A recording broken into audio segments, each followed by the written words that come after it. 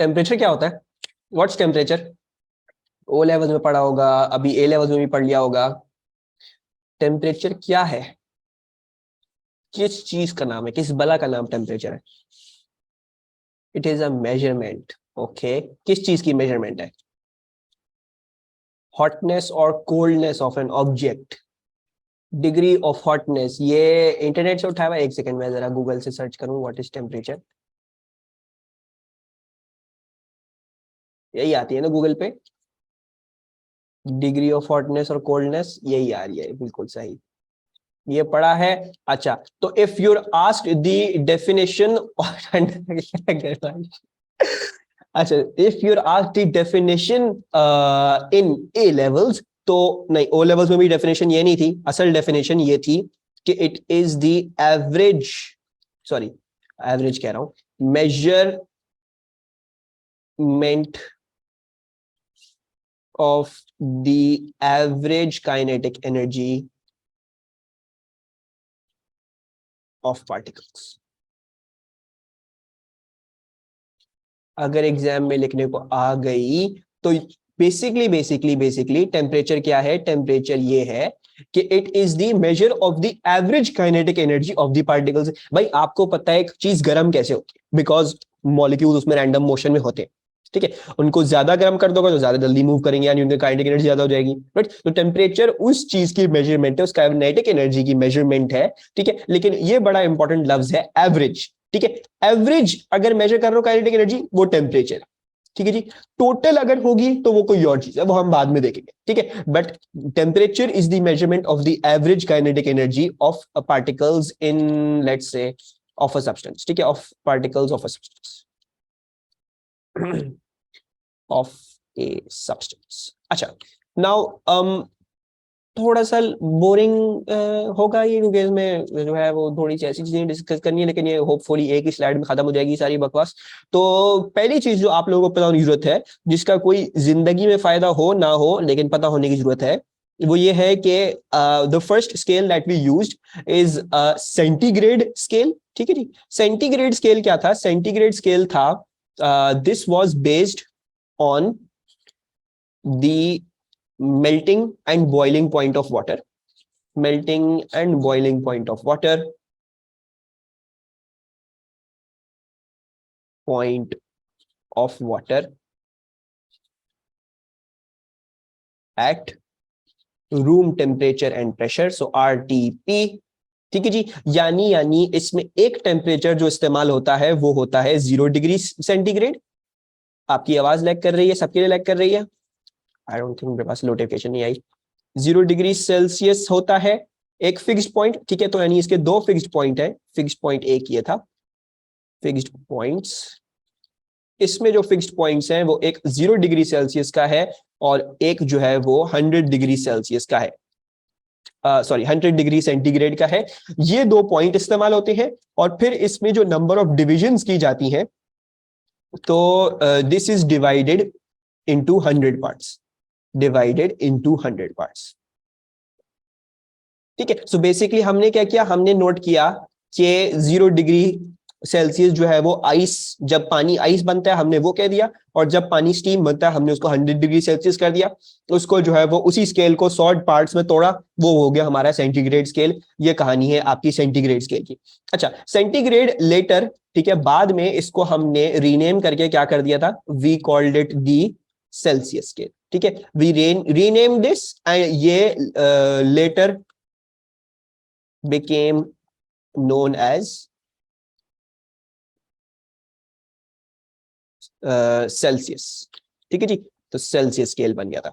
अच्छा, लेकिन as expected, ठीक है, आई होप सब लोग जो है वो इस बात को समझते हो कि ये था रूम टेम्परेचर एंड प्रेशर के लिए, ठीक है। तो अगर तो कोई बंदा इक्वेटर पे कर रहा है, ठीक है, और प्रेशर नॉर्मल है, एटमॉस्फेरिक प्रेशर है, तब तो जो उसको सेंटीग्रेड स्केल मिलेगा वो बिल्कुल सही मिलेगा, ठीक है। अगर वो सेंटीग्रेड स्केल अपना बनाना चाहे तो बिल्कुल सही मिलेगा। लेकिन अगर उसी बंदे को किसी पहाड़ी पे भेज दो, ठीक है, तो उसका सेंटीग्रेड स्केल हो जाएगा, उसका सत्यानाश हो जाएगा, क्योंकि रूम टेम्परेचर एंड प्रेशर पे 0 डिग्री सेल्सियस, 100 डिग्री सेल्सियस अलग जगहों पे होते हैं, और पहाड़ी पे जाके जहां पे प्रेशर और भी कम होता है वहां पे पानी अलग टेम्परेचर बॉईल करता है, अलग टेम्परेचर पे आइस बनता है, तो उस वक्त ये डिस्क्रिपेंसी आती है, इसीलिए हमने क्या किया, we no longer use this scale, ठीक है।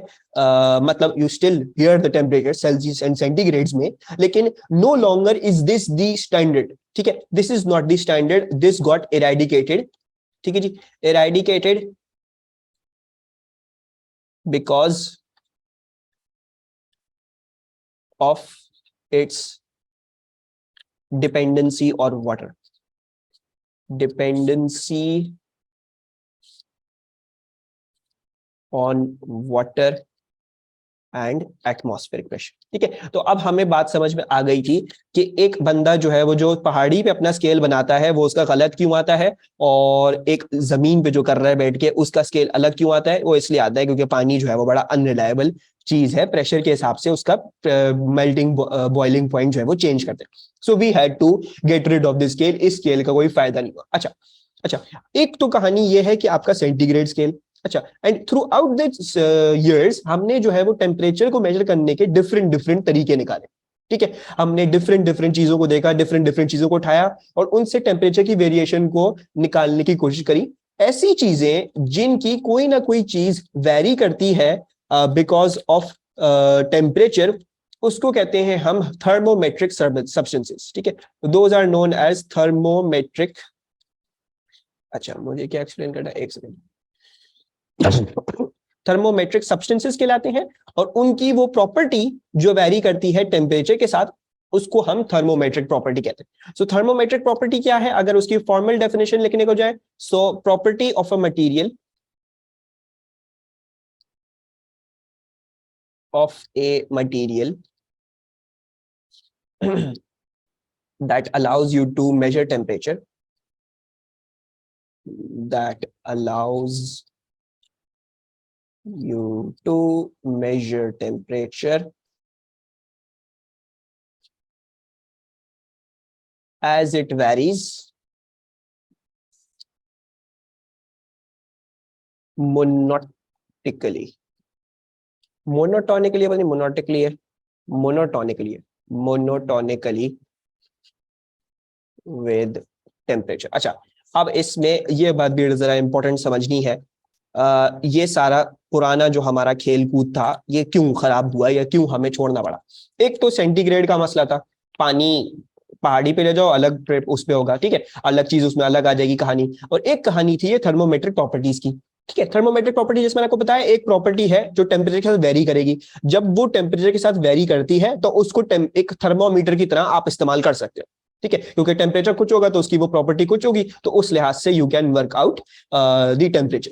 अच्छा, लेकिन एक बात बड़ी इंपॉर्टेंट है यहाँ पे समझने के लिए कि इस चीज को मोनोटोनस होना चाहिए, it should be varying monotonically, ठीक है, it should be varying monotonically. Monotonically का क्या मतलब हुआ, मोनोटोनिकली का मतलब ये हुआ कि फॉर एग्जाम्पल, ठीक है, I am going to draw some graphs for you, you have temperature over here, ठीक है जी, और ये जो है वो आपके पास इसके साथ करस्पॉन्डिंग जो है वो थर्मोमेट्रिक प्रॉपर्टी है,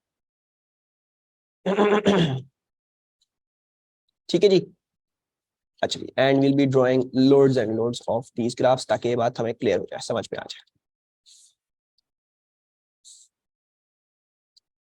कितने ग्राफ्स, एक सेकेंड, एक एक दो तीन चार पाँच छः सात, एक दो तीन चार और फिर 8, इसमें से एक कहानी हम बाहर निकाल देते हैं, चलो भाई शाबाश। और ये ठीक है, तो थोड़ा सा हमें डिस्कस करना है ये मोनोटोनस का मतलब क्या है, और मोनोटोनस के बाद भी एक चीज देखनी पड़ती है, थर्मोमेट्रिक प्रॉपर्टी। मोनोटोनस का मतलब ये है कि टेम्परेचर की एक वैल्यू पे थर्मोमेट्रिक प्रॉपर्टी की एक ही वैल्यू आनी चाहिए, ठीक है जी। It should not be having two values for the same temperature, यानी मतलब इस बात का कि अगर फॉर एग्जाम्पल स्ट्रेट लाइन आती है तो स्ट्रेट लाइन का तो आपको पता है भाई, एक वैल्यू ऑफ थर्मोमेट्रिक प्रॉपर्टी पे एक वैल्यू ऑफ टेम्परेचर आएगा, एक वैल्यू ऑफ थर्मोमेट्रिक प्रॉपर्टी एक वैल्यू ऑफ टेम्परेचर आएगा। तो ये ग्राफ सही है, this can be used as a thermometer, this can be used as a thermometer. अच्छा जी, इसी तरह अगर ग्राफ जो है वो आपका यूं होता तो ये भी मोनोटोनस है, ठीक है जी, तो this can also be used to check the variation. अच्छा, इसी तरह you can have a graph like this, ऐसा भी हो सकता है, ऐसा भी हो सकता है। अब देखो इसमें भी टेम्परेचर की एक रीडिंग पे थर्मोमेट्रिक प्रॉपर्टी की एक ही रीडिंग है, टेम्परेचर की एक रीडिंग पे थर्मोमेट्रिक प्रॉपर्टी की एक रीडिंग है, टेम्परेचर की एक रीडिंग पे थर्मोमेट्रिक प्रॉपर्टी की एक रीडिंग।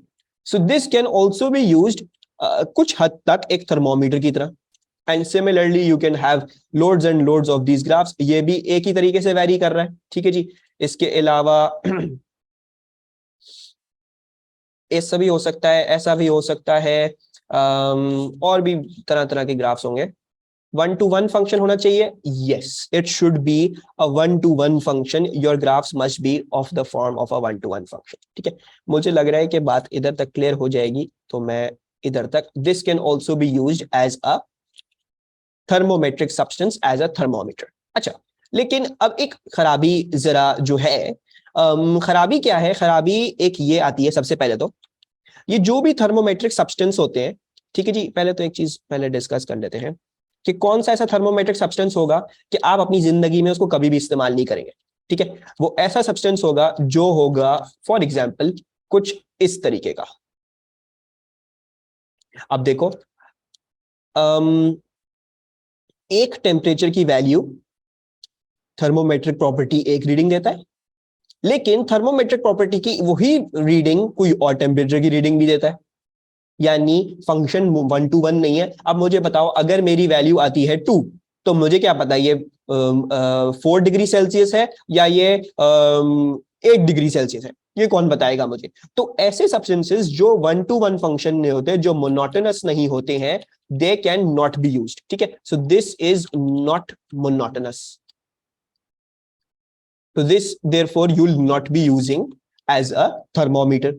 अच्छा, कोई ऐसा सब्सटेंस जो ऐसी हरकत करता है, कि कोई ऐसा सब्सटेंस आपने अपनी जिंदगी में पढ़ा हो, उसकी थर्मोमेट्रिक प्रॉपर्टी इस तरह से चलती हो, कुछ आ रहा है दिमाग में, टेम्परेचर के साथ वो बढ़ती भी हो, लेकिन टेम्परेचर जब कम भी करो तब भी वो कुछ ना कहीं वो बढ़ना शुरू कर देती है।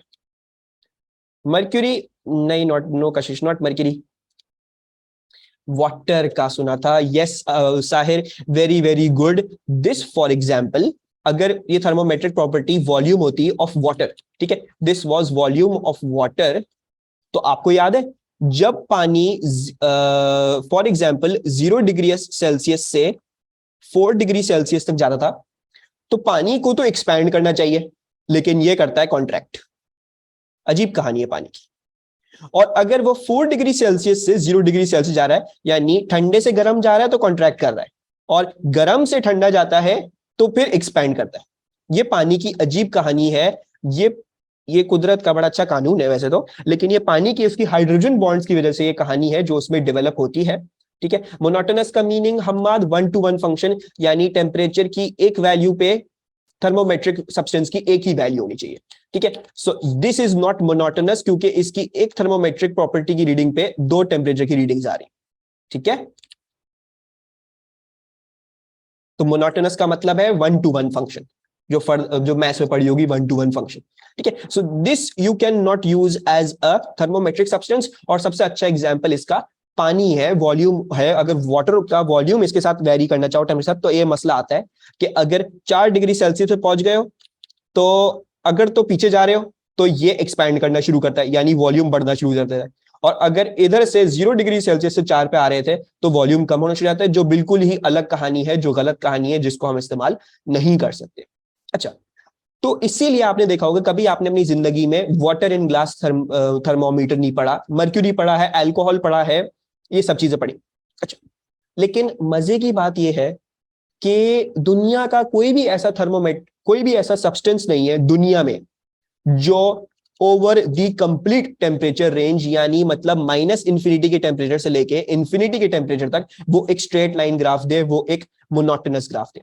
सब ग्राफ्स कहीं ना कहीं ये वाली शेप दिखाना शुरू कर देते हैं, ये वाली प्रॉब्लम आपको देना शुरू कर देते हैं। यानी अल्कोहल भी ये हरकत करेगा, मर्क्यूरी भी हरकत करता है, थर्मिस्टर भी ये हरकत करेगा, और जितनी भी चीजें हैं ये सब ये हरकत किसी ना किसी पॉइंट पे आके करते हैं। They will always do this हरकत। अच्छा, तो अब इस हरकत से बचा कैसे जाता है? इस हरकत से ऐसे बचा जाता है कि आप थर्मोमीटर को एक स्पेसिफिक रेंज के ऊपर इस्तेमाल करते हैं। रेंज से मतलब यह हुआ कि अगर आप वाटर वाले ग्राफ को इस तरीके से देखो, कि अगर मैं जो हूं वो इसकी जो है सपोज करता हूं कि मैं सिर्फ 4 डिग्री सेल्सियस से बड़े टेम्परेचर्स मेजर करूंगा, तब हमें नजर आता है, तब मोनोटोनस हो गया ग्राफ, यानी एक थर्मोमेट्रिक प्रॉपर्टी पे एक ही वैल्यू आती है। अगर आप सिर्फ 4 डिग्री सेल्सियस से ऊपर देखोगे सारी कहानी और 4 डिग्री सेल्सियस से नीचे इस थर्मोमीटर को अभी इस्तेमाल नहीं करोगे तो मोनोटोनस हो जाएगा ग्राफ। तो you can also use water as a thermometer, लेकिन कहानी क्या है, कहानी ये है 4 डिग्री सेल्सियस से आपको ऊपर होना पड़ेगा, ठीक है, तब वो मोनोटोनिकली बिहेव करता है। अच्छा, एक कहानी तो आपकी मोनोटोनस की है, ठीक है, एक कहानी तो मोनोटोनस होना जरूरी है। दूसरी कहानी ये है कि हमें ना ज्यादा अच्छा ये लगता है, we want linear relationships, we don't want reciprocal relationships, we don't want quadratic relationships। मतलब सबसे अच्छा और सबसे बेस्ट होगा एक अगर लाइन आ जाए, क्यों, बिकॉज लाइन की तो equation y equals to mx plus C है। अगर लाइन की equation y equals to mx plus C है तो अगर तुम्हें थर्मोमेट्रिक प्रॉपर्टी की वैल्यू पता है, फॉर एग्जांपल वो आती है y2, तो इधर y2 डालोगे, ठीक है, ग्रेडियंट उस लाइन का कांस्टेंट होगा, वो तो वही रहने वाला है, प्लस सी जो आ रहा होगा वो भी कांस्टेंट है, वो भी वही, तो x आराम से निकाला जा सकता है। तो अगर लीनियर रिलेशनशिप होता है तो we are looking for that, हम we will be very very happy with linear relationships, ठीक है, लीनियर रिलेशनशिप्स आर बेस्ट। तो सबसे पहली कहानी क्या देखनी है, you want to be looking at monotonicity, ठीक है, दे मस्ट बी मोनोटोनस। दूसरी कहानी और सोने पे सुहागा ये है कि लीनियर रिलेशनशिप अगर मिल जाए तो वो सबसे बेस्ट होता है, क्यों, क्योंकि लीनियर रिलेशनशिप सबसे बेस्ट, क्योंकि आप एक इक्वेशन फॉर्म कर सकते हो उसकी y equals to mx plus C, constant constant, gradient constant, y और x की वैल्यूज डिफरेंट डिफरेंट डाल डाल के you can take out whatever, ठीक है। और हम करते भी ये हैं, even if for example let's say के ये थर्मिस्टर का ग्राफ है, ठीक है, this is the graph of a thermistor, यानी उसकी रेजिस्टेंस जो है वो गिरती है टेम्परेचर के बढ़ने के साथ, ठीक है। अब देखो क्योंकि ये ग्राफ कर्व कर रहा है तो this is not suitable for me, क्योंकि इसमें लाइन नहीं आ रही, मोनोटोनस है, दिस इज मोनोटोनस, बट इसमें एक स्मूथ एक स्ट्रेट लाइन नहीं बनती है। तो उसके लिए क्या करते हैं हम, उसके लिए हम ये करते हैं कि we will be using some portion में एक रेंज में ग्राफ को इस्तेमाल करेंगे जहां पे उसका कुछ हद तक स्ट्रेट लाइन बने। So we are always looking, जो थर्मोमेट्रिक प्रॉपर्टी है वो इस्तेमाल कहां हो सकती है, सबसे पहले तो अपनी मोनोटोनस रेंज में इस्तेमाल होंगी, और दूसरी बात एक ऐसी रेंज में इस्तेमाल होंगी जहां पे उनका ग्राफ तकरीबन तकरीबन स्ट्रेट लाइनिश बनता हो।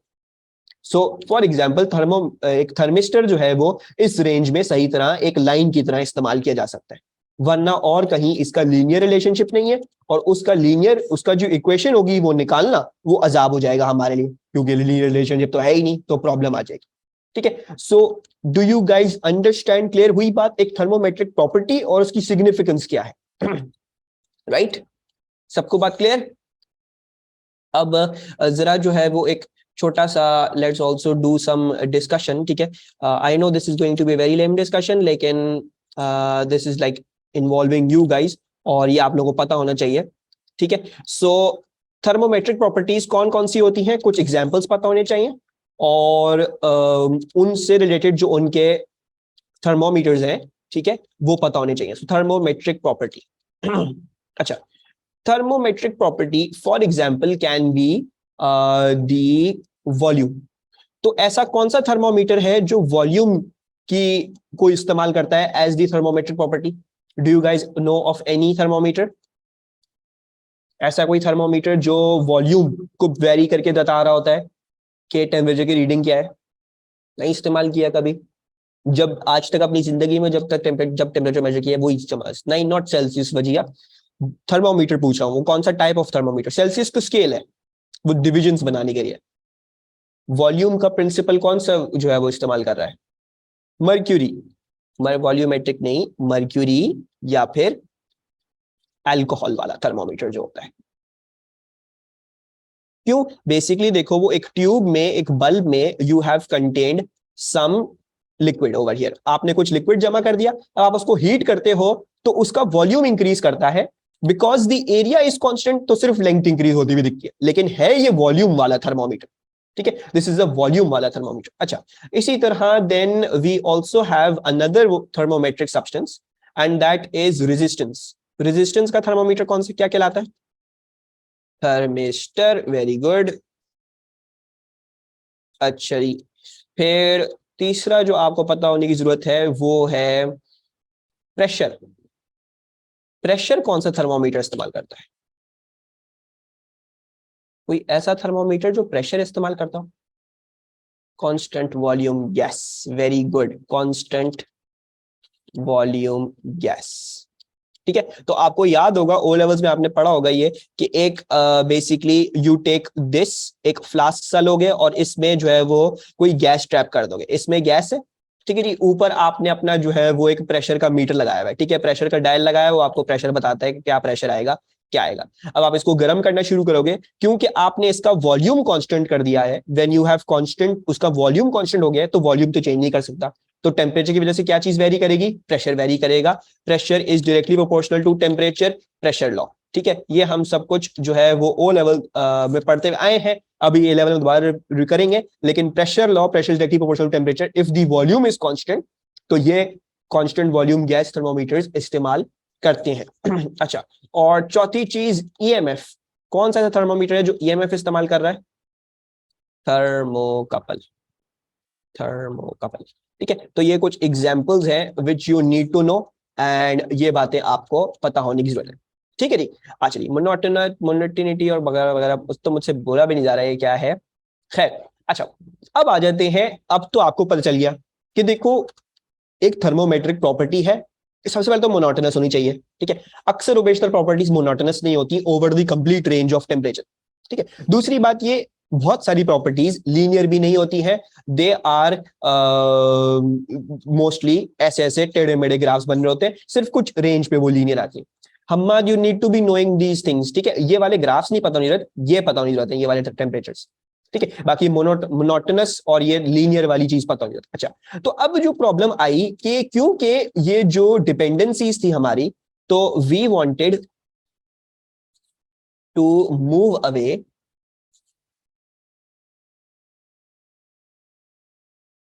From these dependencies